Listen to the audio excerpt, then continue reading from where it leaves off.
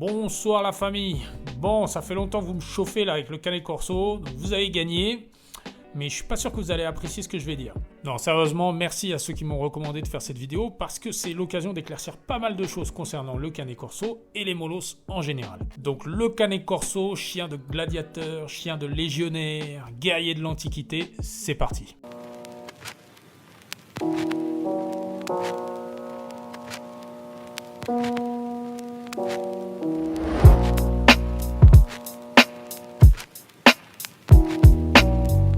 Je vais commencer par un message pour les entrepreneurs qui me regardent. Donc si vous voulez faire la promotion de votre marque ou de vos produits, n'hésitez pas à me contacter. Donc j'ai été contacté par des VPN, des jeux vidéo, des choses comme ça, mais je préférerais vraiment travailler avec des produits en rapport avec le chien. Donc si vous êtes un artisan ou une grande entreprise, je ne suis pas fermé, que vous voulez une exposition de longue durée, c'est gagnant pour vous, pour moi aussi bien évidemment, parce que ça va me permettre d'augmenter la fréquence de mes vidéos, parce que oui, il y a encore beaucoup de chiens à traiter.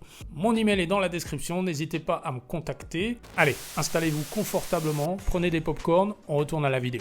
Alors, pour l'histoire du Canet Corso, donc c'est très intéressant parce que sur le site de l'AKC, ils disent que les Romains ont ramené des Canet Corso et des matins de Naples après leur guerre en Macédoine, donc entre 214 et 148 avant Jésus-Christ. Ce qui correspond à peu près, effectivement, à la période à laquelle les tribus molossiennes ont été soumises et sont devenues une dépendance romaine. Et alors là, pour moi, ils prennent un énorme raccourci qui empêche de bien comprendre l'histoire, l'origine des Molosses. Donc pour ça, il faut repartir un peu avant que les Romains ne débarquent avec la tribu des Molossiens. Cette tribu était connue pour ses grands chiens. Alors le mot tribu, c'est un peu réducteur parce que, par exemple, Olympias, qui était la mère d'Alexandre le Grand, était une reine molossienne. Alexandre le Grand, qui lui-même aurait utilisé des chiens molossiens pour combattre les éléphants des armées indiennes. Donc ces fameux chiens de Molossiens, qui à la base probablement venaient de Mésopotamie et d'Asie centrale, étaient de grands chiens utilisés pour la garde de troupeaux, la garde et la guerre. De vrais mastifs, j'ai envie de dire. Et pour leur apparence, on peut se baser sur des descriptions, mais surtout sur des statues, notamment la statue de Jenning, une statue romaine censée représenter un chien de Molossien. On a aussi une représentation de Peritas, le chien d'Alexandre le Grand. Bon alors je sais pas ce que vous en pensez honnêtement, mais moi quand je vois ça, un grand chien, corps élancé, avec de la fourrure autour du cou, un museau lupoïde, pour moi, ça me rappelle clairement le Kangal. Enfin, je sais pas ce que vous en pensez, dites-moi dans les commentaires. Bon, ce qui serait logique, il n'y a rien de fou, puisque tous les chiens primitifs de la région, que ce soit donc le Kangal, l'Alabai, le Sarabi, ont tous un physique assez semblable au final, donc c'est assez logique. Et alors, c'est là que ça devient intéressant. Comment les Romains sont passés de ce type de chien au Canet Corso ? Eh bien, selon moi, la réponse se trouve en Afrique du Nord, où les Romains étaient très implantés aussi, et où se trouve le plus vieux chien de prise du monde, le lévrier. Donc pour rappel, un chien de prise est un chien qui chasse et qui va attraper la proie avec sa gueule. Et oui, parce que dans l'opinion générale, j'ai remarqué que le lévrier est souvent très sous-coté. Si vous êtes tout seul dans le désert et que vous avez un sluggy ou un salouki, normalement vous ne mourrez pas de faim, il va vous attraper des lapins. C'est un chien de chasse exceptionnel. Alors qu'est-ce qui me fait penser qu'il y a eu un croisement avec des lévriers ? Déjà l'apparition des poils courts, qui est un caractère dominant, des corps plus athlétiques, une diminution de la taille, les mastifs molossiens étaient beaucoup plus gros que les mastifs romains, et l'apparition de la qualité de chien de prise, c'est-à-dire des chiens qui mordent leur proie quand ils chassent. Ce qui me fait aussi penser que les premiers Canet Corso devaient avoir un museau quand même un peu plus long que ceux d'aujourd'hui. Et c'est après une sélection sur plusieurs siècles que le museau s'est raccourci parce que c'est supposé apporter une meilleure prise. Et le Canis pugnax dans tout ça ? Eh bien le Canis pugnax, pour moi, était le premier Canet Corso, tout simplement. C'était un Canet Corso, je vois pas vraiment de différence, quoi. Enfin, si vous en voyez, dites-le moi dans les commentaires. Mis à part un nom un peu marketing, je vois pas de différence. Et pour le matin de Naples, parce que vous vous souvenez, ils disent que soi-disant, les Romains sont revenus des guerres avec des Canet Corso et des matins de Naples. Donc on va faire un petit exercice, tiens. Imaginez-vous que vous faites partie des légions romaines. Vous traversez des provinces entières, vous vous préparez à de longues et violentes batailles. Quel chien vous prendriez avec vous ? Est-ce que vous prendriez un matin de Naples ? Est-ce que vous pensez qu'il va vous suivre là pendant des kilomètres sur la route ? Je crois qu'au bout de 2 km, vous le portez le matin de Naples. Donc dites-moi dans les commentaires, est-ce que vous choisiriez un Canet Corso ou un matin de Naples ? Alors je vous vois venir d'avance, vous allez me dire, le matin de Naples à l'époque, c'était pas le matin de Naples d'aujourd'hui, c'était un matin de Naples athlétique. Non, ça j'y crois pas une seconde. Je vais vous dire, un matin de Naples, si vous mettez un matin de Naples athlétique sans des plis de peau complètement inutiles, ça donne un Canet Corso, quoi, tout simplement. Pour moi, le seul chien de l'époque, le seul molosse qu'ils ont créé à l'époque, c'était un Canet Corso. qui au début s'appelait Canis Pugnas, ok, et puis après est devenu le Cane Corso, voilà. Le Matin de Naples, lui, est venu beaucoup plus longtemps après, et rien que le nom Matin de Naples évoque le fait que ce chien a probablement été créé dans la ville de Naples, donc même si la ville de Naples est vieille, moi je pense que c'est un chien qui a été créé pour la garde, probablement par une classe un peu bourgeoise, qui avait envie d'un chien avec un physique un peu hors du commun. Donc quand je dis plus récente, je parle vraiment d'une création dans les années 50, 1950, moi ce serait plus ça vraiment. Et je pense que son endurance, son poids, clairement, le destinent à une utilisation citadine. Bref, donc ça remet pas mal de choses en perspective. Donc les Romains n'auraient pas ramené directement des Cane Corso de leur guerre macédonienne, ils auraient ramené des chiens de Molossiens qu'ils auraient probablement croisés avec des lévriers, donc ils auraient créé les Cane Corso. Le Canis Pugnas, bon, ça aurait juste été un Cane Corso avec un nom un peu plus marketing. Le Matin de Naples n'était pas du tout dans l'histoire à ce moment-là, il serait arrivé beaucoup plus tard en tant que chien de garde de ville un peu tendance. Donc voilà, ça refait pas mal l'histoire. Et donc les Romains créent le Cane Corso, un chien hyper polyvalent, garde de troupeau, garde, guerre, chasse, plus ou moins compétent dans un domaine en fonction des individus et des lignées. Après la chute de l'Empire romain, donc en 476 avant Jésus-Christ, ces chiens ont continué d'être utilisés grâce aux multiples qualités que je viens de décrire. Ce chien est devenu un symbole de l'Italie, très utilisé dans les fermes avec différentes lignées selon les régions. Alors c'est pas très clair, mais à la fin du 19e siècle et au début du 20e siècle, les Cane Corso ont quasiment disparu. C'est peut-être dû à l'évolution des techniques agricoles. En tout cas, il faudra attendre les années 70, donc c'est très récent, pour que certains éleveurs décident de faire revivre cette race mythique. En 1977, Vito Indiveri, un commercial en produits laitiers, donc allait voir un client dans une ferme et a vu ce chien. Il a tout de suite reconnu le Cane Corso, donc ce chien qu'il voyait chez son grand-père quand il était petit. Donc il s'est pris de passion pour cette race et donc avec son travail, il devait visiter des fermes, donc vraiment au fin fond de la campagne italienne. Et donc il a pu retrouver des spécimens de Cane Corso intéressants pour la reprise de l'élevage. Giovanni Bonetti, Dr Paolo Breber et Stefano Gandolfi ont participé au retour du Cane Corso. Et c'est en 1980 que les frères Malavasi ont produit le chien qui servira à établir le standard. Ce chien s'appelait Bassir. En 1983, l'Italie avait son premier club, la SACC, et en 1996, la FCI a reconnu la race. En 1988, le premier Corso a été exporté aux États-Unis. Donc je me souviens, je suis sûr que pas mal d'entre vous aussi s'en souviennent, dans les années 2000, donc dans les revues de chiens, le Cane Corso était encore un chien confidentiel qui nourrissait pas mal de fantasmes. Puis est arrivé quelque chose de très mauvais pour la fonctionnalité d'une race, il est devenu à la mode depuis 15 ans, donc nous voyons des Cane Corso qui ont l'air d'avoir un peu trop mangé. Voilà, c'est là qu'on va parler du sujet qui fâche. Bon, comme je disais dans ma dernière vidéo sur le Mastiff, moi je suis pas donneur de leçons, donc si vous les aimez balèzes, gros, voilà, ça c'est une question de goût. En revanche, moi, donc ma vision du Cane Corso, donc c'est un chien qui ne doit pas excéder les 50 kg.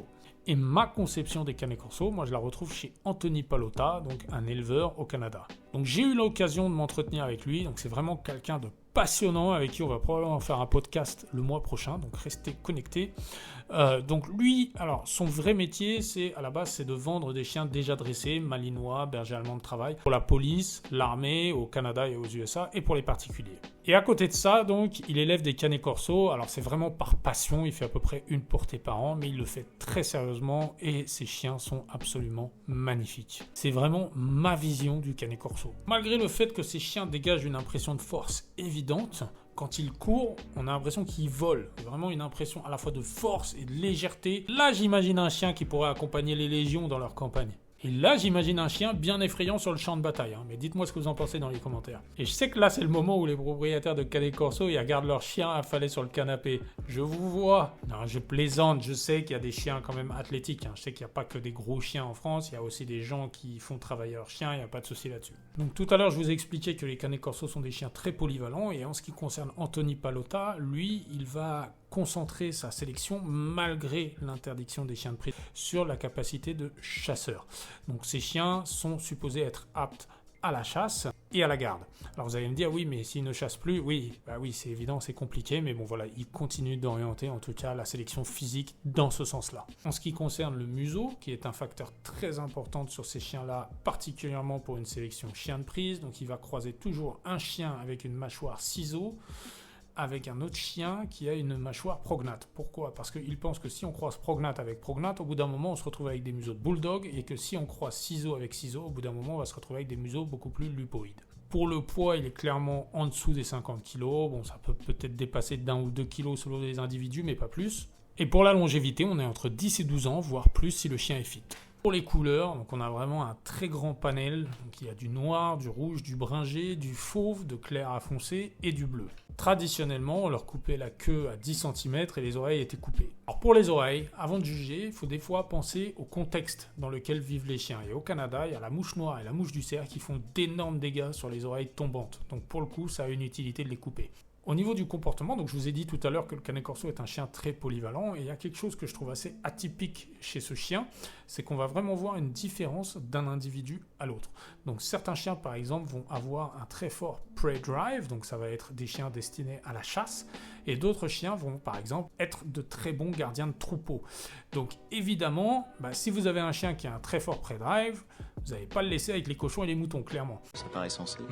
On voit des différences d'un individu à l'autre assez claires, assez nettes. C'est vraiment fascinant. Et pour illustrer ça, on va parler d'une éleveuse en Angleterre, donc qui a ces deux types d'individus. Donc elle a des chiens qui vont être très bons avec les troupeaux. Donc ces chiens-là vont être utilisés pour la garde de troupeaux. Et elle a des individus qui vont être chasseurs. Alors eux vont être tenus à l'écart des troupeaux. Et quand je vous dis que le Canet Corso athlétique est encore fonctionnel, là vous avez un exemple puisque ces chiens sont capables d'attraper des lapins, donc c'est plutôt probant. Petite parenthèse d'ailleurs concernant la chasse en Italie, donc les chasseurs italiens ont leur lurcher. Alors pour rappel, un lurcher c'est un chien plutôt dans les pays anglo-saxons qui était un croisement donc de lévrier avec on va dire un pitbull quoi. Bon, c'est pas défini de manière fixe, ça peut être des croisements un peu différents, mais le but évident c'est de conserver la vitesse du lévrier mais d'avoir un chien avec une masse musculaire un peu plus élevée. Et donc ce fameux chien qu'ils utilisent en Italie, c'est le Straviere Toscano, donc qui est un mix de Canet Corso avec des lévriers. Voilà, je trouve ça intéressant parce que c'est un peu le lurcher italien, donc un mix Canet Corso lévrier, ça peut donner un très très bon chien de chasse. Au niveau de la famille, vous l'avez vu dans ma dernière vidéo sur les mastifs, donc c'est vraiment un vrai mastif, c'est un chien qui pense famille. I don't have friends. I got family. D'après tous les témoignages que j'ai eus, ce sont des très bons chiens de famille. Ce sont des chiens qui sont potentiellement très bons pour la garde. Bon, ça dépend des individus comme d'habitude, mais quoi qu'il en soit, extrêmement intimidants. Mais pour avoir un chien au comportement stable, un bon chien de famille, là, on en revient à la sélection. Et donc aux réticences que j'ai pu émettre dans le passé concernant ce chien. Pour moi, l'un des défauts du Canet Corso, c'est son physique. C'est-à-dire qu'on peut reproduire un Canet Corso. Donc Chad Mayo en parlait. A good Corso is a beautiful dog.